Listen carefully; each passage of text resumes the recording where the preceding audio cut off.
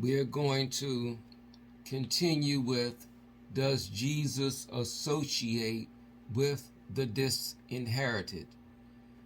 Coming from Howard Thurman's book, Jesus and the Disinherited. Yeah. Jesus and the disinherited. But the question is, does Jesus associate with the disinherited? And we're going to continue with the subject on deception.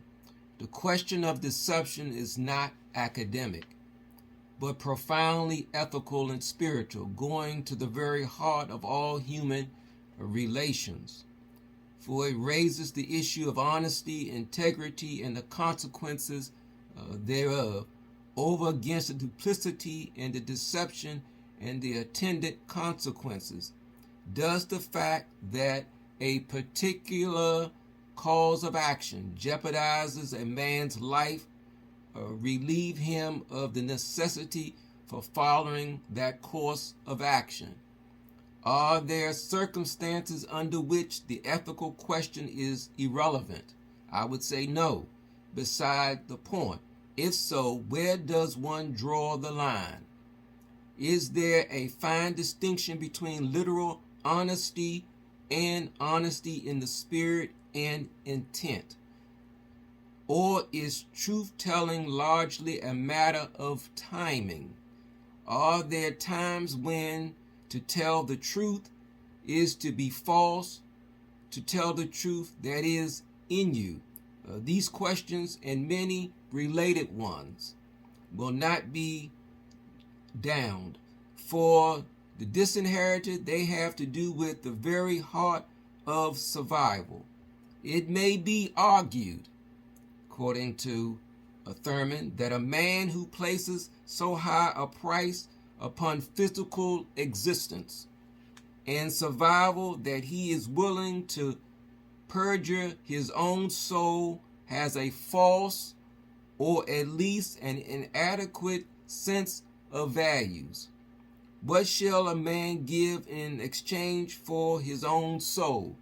Jesus asked. The physical existence of a man makes of him the custodian, the keeper of the fragment of life which is his. He lives constantly under the necessity to have life fulfill itself. Should he take chances even in behalf of the values of a kind of other than those which have to do with the physical survival?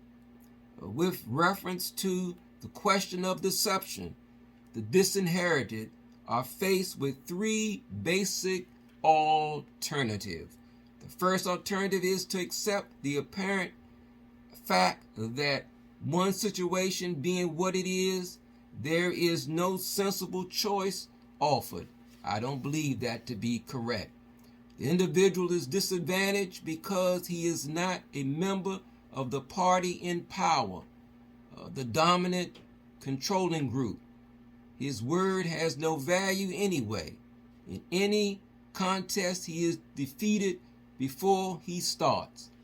He cannot meet his opponent on equal terms because there is no basis of equality that exists between the weak and the strong. That's not true, but that's unfortunate. That's how our lives have been from the beginning, since we were brought over here as slaves. The only thing that counts is victory, or any level on which victory can be achieved. There can be no question of honesty in dealing with each other, for there is no sense of community. Such a mood takes for granted a fatal insecurity. The fact is, in any great struggle between groups in which the major control of the situation is on one side, the ethical question tends to become merely academic. The advantaged group assumes that they are going to be fooled if it is possible. There is no expectation of honesty and sincerity. They know that every conceivable device will be used to render ineffective the advantage which they have inherited in their position as the strong. The pattern of the deception by which the weak are deprived of their civic, economic, political, and social rights without its appearing that they are so deprived is a matter of continuous and tragic amazement.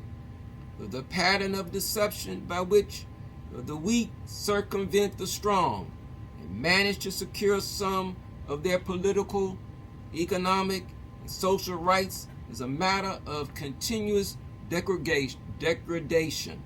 A vast conspiracy of silence covers all these maneuvers as the groups come into contact with each other, and the question of morality is not permitted to invade it. The tragic consequences of the alternative that there is no alternative are not far to seek. In the first place, it tends to destroy whatever sense of ethical values the individual possesses. It is a simple fact of psychology that if a man calls a lie the truth, he tampers dangerously with his value judgment. Jesus called attention to that fact in one of his most revealing utterances. His mother, in an attempt to excuse him from the harsh judgment of his enemies, said that he was a little out of his mind. Not terribly crazy, but just a little off-balanced. Those who did not like him said that he was all right with regard to his mind, but that he was full of the devil, and that it was by the power of the devil that he was casting out devils. Jesus, hearing the discussion, said that these men did not talk good sense. A house divided against itself cannot stand. He suggested that if they continued saying that he was casting out devils by the power of the devil, and they knew that such was not the case, they would commit the unapproachable sin. That is to say, if a man continues to call a good thing bad, he will eventually lose his sense of moral distinction. Is this always the result? It is not possible to quarantine a certain kind of deception so that it will not affect the rest of one's life. May not the underprivileged do with deception as it relates to his soul what the human body does with tubercle bacillia? The body seems unable to destroy the bacillia, so nature builds a prison for them, walls them in with a thick fibrosis so that their toxin cannot escape from the lungs into the bloodstream. As long as the victim exercises care in the matter of rest, work, and diet, normal activities may be pursued without harm. Is deception a comparable technique of survival? The fibrosis that protects the life from poison in its total outlook or in its other relations, or do change the figure? May not deception be regarded under the circumstances as a kind of blind spot that is functional in a limited area of experience? No. Such questions are merely attempts to rationalize one's way out of a critical difficulty. The penalty of deception is to become a deception, which all sense of moral discrimination violated. A man who lies habitually becomes a lie. and it is increasingly impossible for him to know when he is lying and when he is not. In other words, the moral mercury of life is reduced to zero. Shakespeare has immortalized this aspect of character in his drama of Macbeth. Macbeth has a high sense of destiny, which is deeply underscored by the testimony of the witches. This is communicated to his wife, who takes it to head and to heart. By a series of liquidations, their friends despair and their enemies multiply, until Macbeth is king and his wife is queen. Together they swim across Scotland in seas of blood, trying laurels on their bold brows with other people's lives, heartstrings, and hopes. Then final things begin happening to them. Lady Macbeth walks in her sleep, trying in vain to wash blood from her hands. But the blood is not on her hands, it is on her soul. Macbeth becomes victim of terrible visions, and he cries. Methought I heard a voice cry, sleep no more. Macbeth does murder sleep. The innocent sleep. One day, at the most critical point in Macbeth's life, an attendant announces to him that Lady Macbeth is dead. His reply reveals, in one agonizing flash, the death of values that has taken place in him. She should have died hereafter. There would have been a time for such a word. Tomorrow and tomorrow and tomorrow creeps in this petty pace from day to day, to the last symbol of recorded time, and all of our yesterdays have lighted foods. The way to dusty death, out belief candle, life but a walking shadow, a poor player that struts and frets his hour upon the stage, and then is heard no more. It is a tale told by an idiot, full of sound and fury, signifying nothing. Life is only a tale told by a fool, having no meaning because deception has wiped out all moral distinctions. The second alternative is a possible deviation from the first one. The underprivileged may decide to juggle the various areas of compromise on the assumption that the moral quality of compromise operates in an ascending-descending scale. According to this argument, not all issues are equal in significance, nor in consequence. It may be that some compromises take on the aspect of inevitability because of the circumstances over which the individual has no control. It is true that we are often bound by a network of social relations that operate upon us without being particularly affected by us. We are all affected by forces, social and natural, that in some measure determine our behavior without our being able to bring to bear upon them our private will, however great or righteous it may be. All over the world there are millions of people who are condemned by the powerful in their society to live in ghettos. That is so true. The choice seems to be the ghetto or suicide, but such a conclusion may be hasty and ill-advised. It may be the counsel of the kind of fear we discussed previously, or it may be the decision of the cowardice. For all practical purposes, there are great numbers of people who have decided to live and to compromise on the matter of place and conditions. Further, we may say that those who have power know that the decision will be to live and have counted on it. They are prepared to deal ruthlessly with any form of effective protest, because effective protest upsets the status quo. Life then becomes a game of wits, and the stakes are one's physical existence.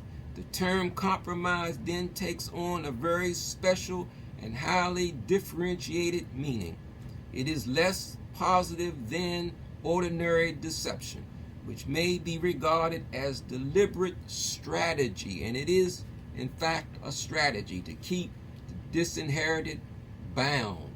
If the assumption is that survival with some measure of freedom is at stake, then compromise is defined in terms of the actions which involve one's life's continuation. It is a matter of behavior patterns. Many obvious interferences with freedom are ignored completely. Many insults are cast aside as of no consequence. One does battle only when not to do battle is to be vanquished without the recognition that comes from doing battle. To the more morally sensitive person, the whole business is sordid and degrading. It is safe to say that the common attitude taken toward these deceptions that have to do with survival is that they are amoral. The moral question is never raised. To raise such a question is regarded as sheer stupidity. The behavior involved is in the same category as seeking and getting food or providing shelter for oneself. It belongs on the general classification of simple survival behavior.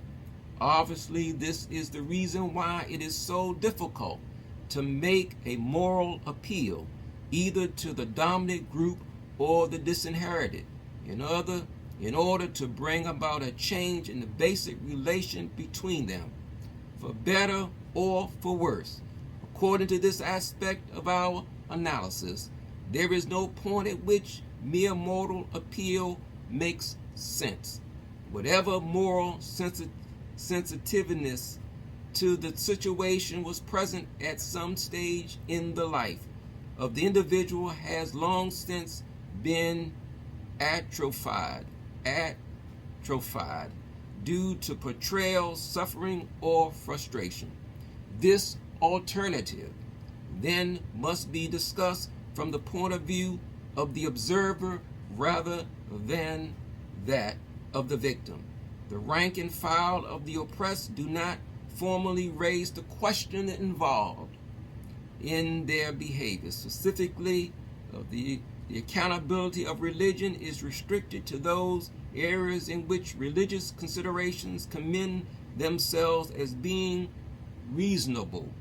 A profound piece of surgery has to take place in the very psyche of the disinherited before the great calm of the religion of Jesus can be presented.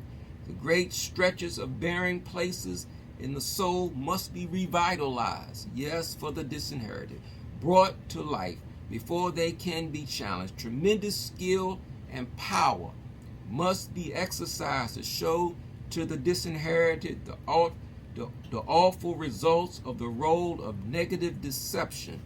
We can never think negatively about ourselves, no matter how defeated we may feel. It says the tremendous skill and power must be exercised to show to the disinherited the awful results of the role of negative deception into which their lives have been cast. How to do this is perhaps the greatest challenge that the religion of Jesus faces in modern life. Mere preaching is not enough. But our words, however sacred and powerful, in the presence of the grim facts of the daily struggle to survive. Any attempt to deal with this situation on the basis of values that degrade the struggle for survival appears to be in itself a compromise with life. It is only when people live in an environment in which they are not required to exert supreme effort into just keeping alive, they seem to be able to select ends beside those of mere physical survival. On the subsistence level, values are interpreted in terms of their bearing upon the one major concern of all activity, not being killed. That's the ultimate thing, is to try not to lose one's life. This is really the form that the dilemma takes. It is not solely a question of keeping the body alive. It is rather how not to be killed. Not to be killed because the great end and the morality takes its meaning from that center. Until that center is shifted, nothing real can be accomplished. It is the uncanny and perhaps unwitting recognition of this fact that causes those in power to keep the disinherited from participation in meaningful social processes. For if the disinherited gets such a new center as patriotism, for instance, liberty within the framework of a sense of country or nation, then the aim of not being killed is swallowed up by a larger and more transcendent goal. Above all else, the disinherited must not have any stake in the social order. They must be made to feel that they are alien, which they should never feel as though they're alien and distant from the social order. That is a great boon, to be allowed to remain alive, not be exterminated. This was the psychology of the Nazis. It grew out of the theory of the state and the place given the Hebrew people in their ideology. Such is also the attitude of the Ku Klux Klan towards Negroes. Even within the disinherited group itself, artificial and exaggerated emphasis upon not being killed tends to cheapen life. This is to say, the fact that the lives of the disinherited are lightly held by the dominant group tends to create the same attitude among them towards each other. We come now to this third alternative, a complete and devastating sincerity. I have in my possession a copy of the letter from Mahatma Gandhi to Muriel Lester. The letter says in part, "Speak the truth without fear and without exception, and see everyone whose work is related to your purpose. You are in God's work, so you need not fear man's scorn. If they listen to your requests and grant them, you will be satisfied. If they reject them, then you must make the rejection your strength." Oh, glory. The acceptance of this alternative is to be simply, directly truthful, whatever may be the cost in life, limb, or security. For the individual who accepts this, they must be quick and speedy judgment with attendant loss. But if the number increases and the movement spread, the vindication of the truth would follow in the way. There must always be the confidence that the effort of truthfulness can be realized in the mind of the oppressor as well as the oppressed. There is no substitution for such a faith. Emphasis upon an unwavering sincerity points up at once the major challenge of Jesus to the disinherited and the power of his most revolutionary appeal. Let your communication be yea, yea, nay, and nay. For whatever is more than these cometh of evil. Ye have heard that it has been said, an eye for an eye, but I say unto you, that ye resisteth not evil. What does he mean? Does he mean that factors having to do with physical survival are trivial or of no consequence? Is this emphasis merely the counsel of the suicide? It seems inescapable that either Jesus was infinitely more realistic than we dare imagine, or, taking his words at their face value, is he talking as one who has no understanding of the basic facts of life that touch this central problem.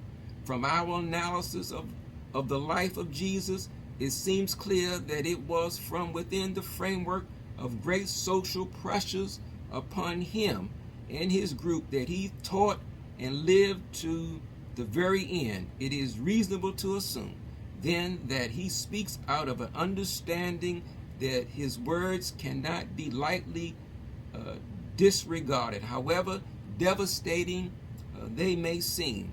It may be argued that the essence upon complete sincerity has to do only with man's relation to God, not with man's relation to man. To what does such a position lead?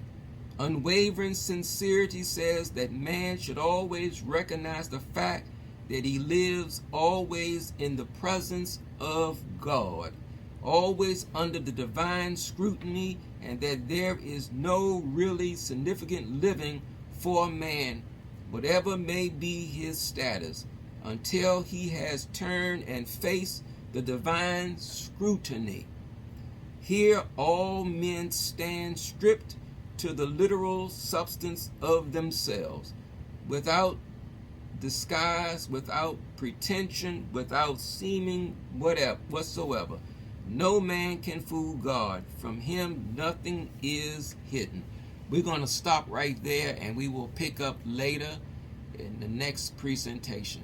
God bless you all. Please subscribe to my channel.